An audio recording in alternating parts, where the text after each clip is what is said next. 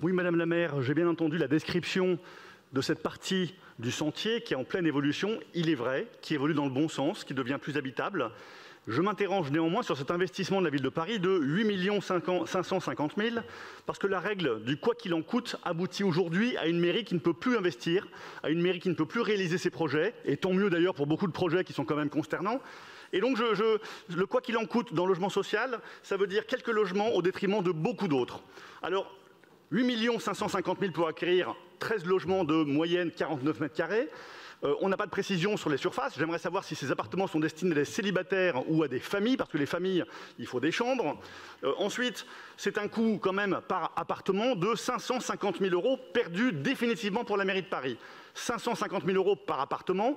Est-ce que c'est un investissement qui est réalisé à bon escient et qui ne va pas paralyser davantage la mairie de Paris pour d'autres investissements plus judicieux?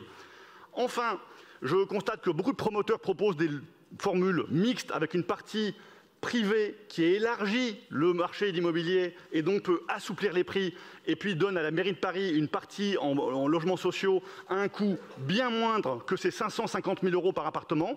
Ça coûterait moins cher à la mairie de Paris, ça serait plus mixte et ça élargirait le marché du logement. Au lieu de ça, vous allez une fois de plus rétrécir le marché libre et favoriser encore une fois cette municipalisation rampante du logement à Paris. Voilà pourquoi nous voterons contre.